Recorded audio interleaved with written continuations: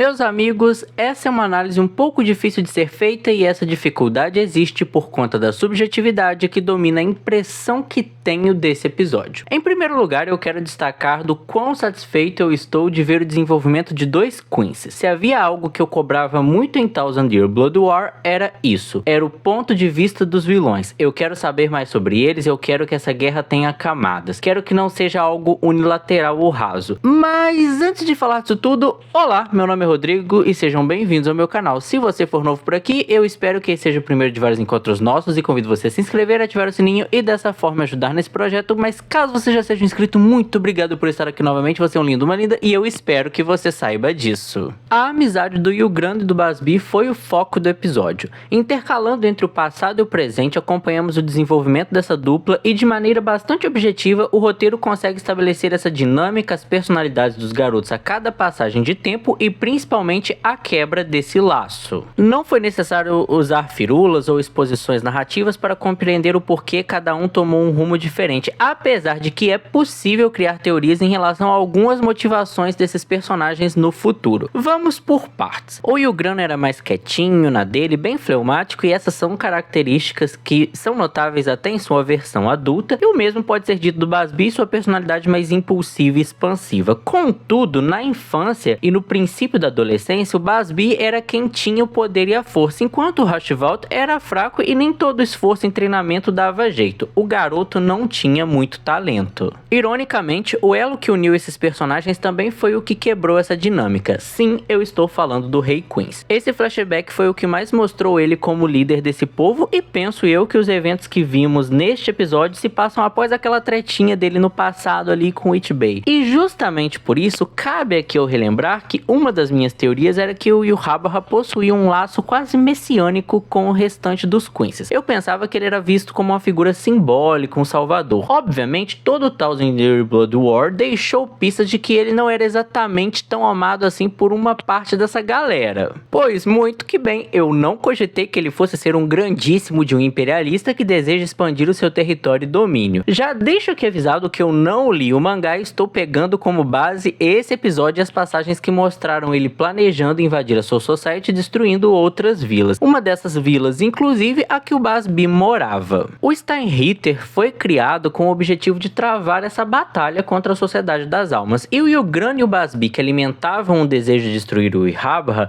eles pensavam, planejavam em como se aproximar, como criar uma oportunidade, só que ela surgiu justamente nessa busca por oficiais para entrar nesse exército. Foi nesse encontro que a Majestade de Quincy demonstrou interesse no Rushvolt por ele ter uma habilidade igual a dele. A habilidade essa que consiste em deixar quem está próximo forte, porém o garoto não tinha a malícia e o conhecimento de pegar de volta esse poder. O Busby, por conta desse tempo ao lado do Yulgran, se fortaleceu. E aqui entra o grande X da parada. Há um fator de ego, autoestima e senso de valor pessoal que é abalado por essa revelação. O Yulgran não se importava em ser mais fraco que o Busby, mas para o Busby isso era um motivo de orgulho, ele se achava um gênio. O Rushvolt não era tão seguro de si e isso pode ser observado no momento em que ele questiona o porquê do rei procurar por ele. Afinal, o Busby é mais talentoso. Ele também parecia ver o amigo como uma figura de orientação, uma vez que ele pergunta para o Busby o que ele deveria fazer ou responder naquela situação. A partir do momento que essas estruturas são afetadas, o Busby e o Yulgran passam a se ver de forma diferente, a enxergar essa dinâmica por uma nova ótica. O afastamento acontece, eles passam anos sem se ver e quando voltam a interagir, a hierarquia é diferente. Agora vamos de pequenos questionamentos. O primeiro seria o Yulgran e a relação dele com o tio dele, que era um tanto quanto estranha, parecia que ele era agredido e até abusado pelo tio dele, isso fica muito subentendido, ao ponto de que pode gerar até a teoria de que ele matou o próprio tio e ele só entrou nessa viagem de vingança pelo Busby, porque ele por si só não pareceu se importar muito com o fato do tio ter morrido. 2. Será que o Yulgran conviveu tanto com o Yulhabra a ponto de esquecer que queria matá-lo junto com o Busby? Se não for o caso, é possível que ele tenha o objetivo de assumir como sucessor na liderança e mudar o padrão da cultura Quincy. Se essa por acaso fosse a sua motivação, seria algo muito interessante e me lembraria bastante do Roy Mustang de Fullmetal. 3.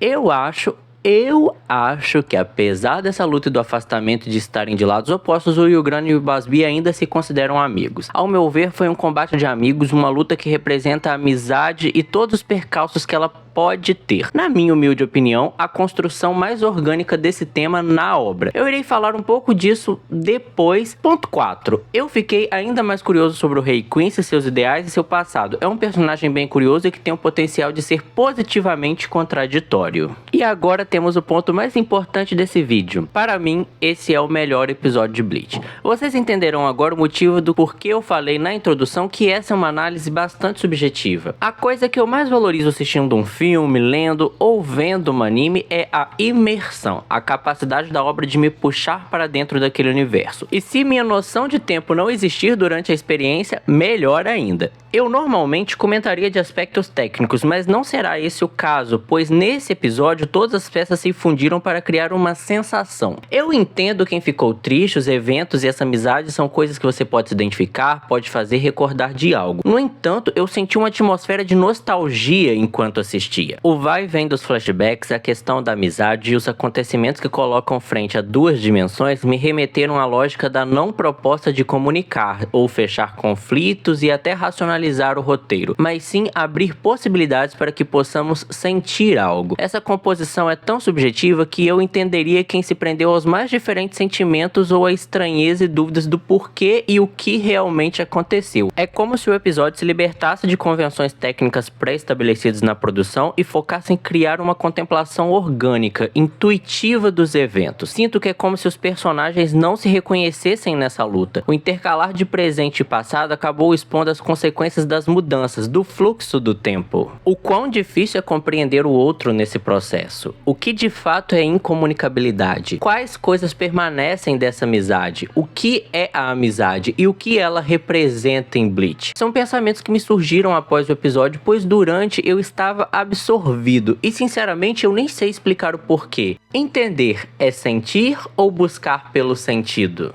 Dessa forma eu termino o vídeo, mas antes abraços. Abraço ao Rick, Luiz, Leilo, Roger, Igor, Thomas, José, Gabriel, Portugal, Jaque, Pedro, Dani, todo mundo do grupo Cadelinhas e a você que assistiu até aqui, muitíssimo obrigado. Fique à vontade para comentar, deixar suas opiniões, teorias, análises, dizer o que você sentiu durante o episódio. Se você curtiu o vídeo, deixa o like e compartilha com seus amigos, pois isso me ajuda muito. Nosso encontro está marcado para a semana que vem, espero por vocês. Tchau, tchau!